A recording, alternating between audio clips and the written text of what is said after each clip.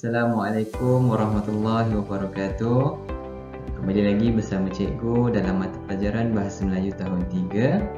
Baiklah murid-murid, hari ini cikgu akan terangkan kepada kamu tajuk kita hari ini iaitu Kilang Batik Nenek. Cikgu ingin murid-murid buka buku teks jilid yang pertama, buku surat yang ke-8.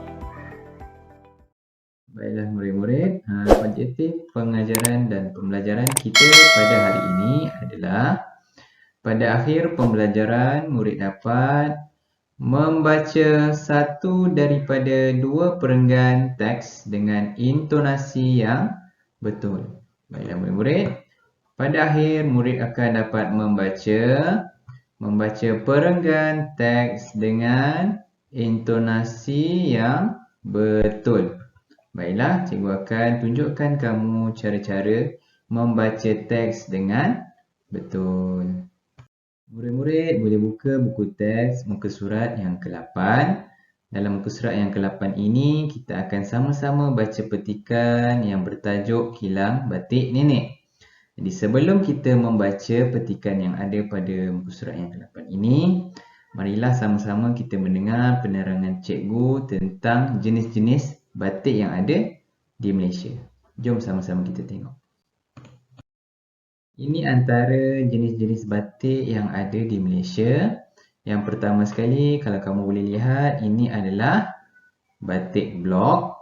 Kamu boleh lihat ada gambar orang sedang memegang blok dan corak-corak batik yang ada di bawah. Seterusnya adalah batik canting. Jadi batik canting ini dilukis oleh orang yang berkemahiran dan lukisan ini boleh menjadi batik yang sangat cantik. Dan yang ketiga adalah batik stensil.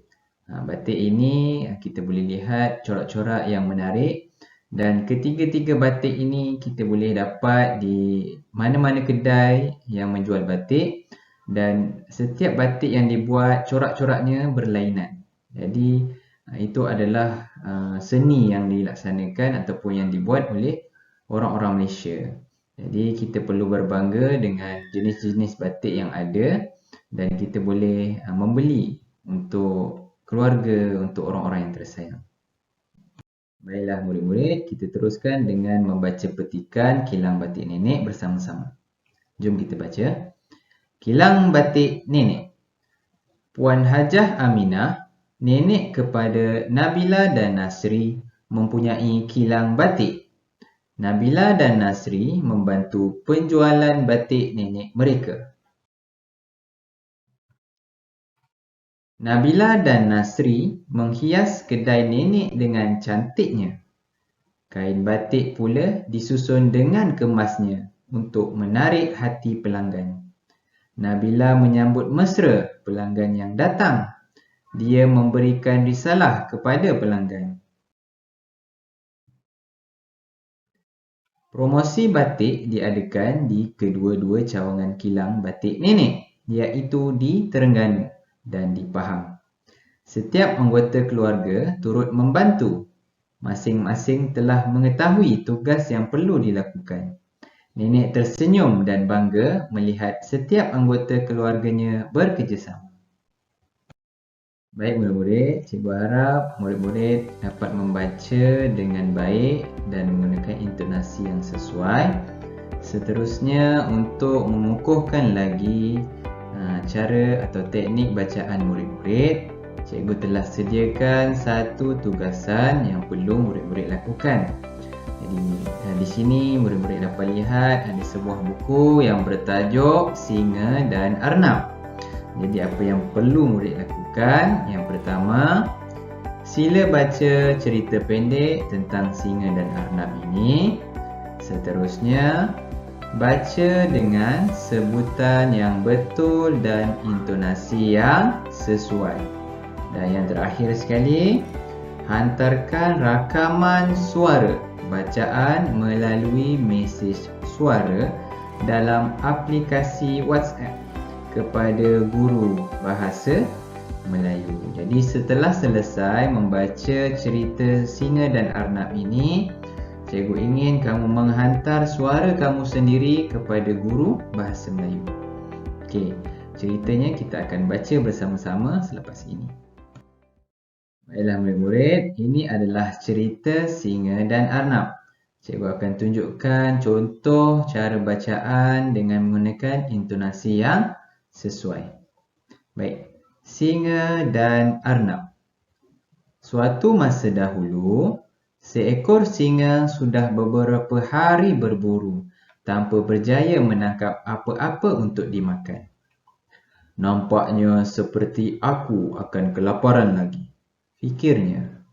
Kemudian, dia terserempak seekor arnab sedang tidur di bawah pokok. Dia bergerak dengan senyap ke arah arnab sambil berfikir, akhirnya, di sini ada hidangan lazat menungguku.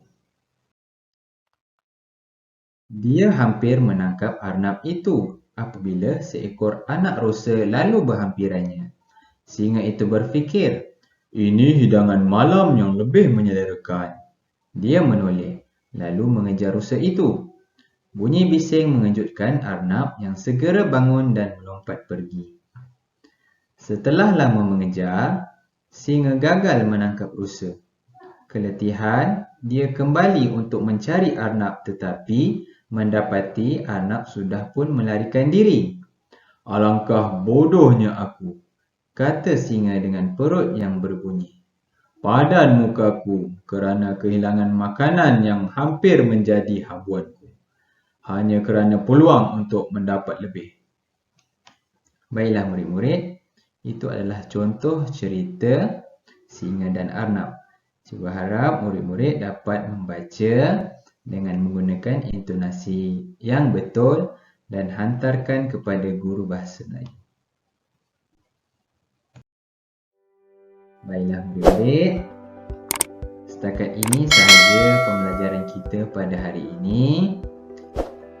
Sekian sehingga kita berjumpa lagi dalam kelas yang seterusnya. Dan cikgu berharap untuk kelas yang seterusnya kita dapat lebih fokus dan lebih mempelajari tentang cara-cara membaca dengan baik.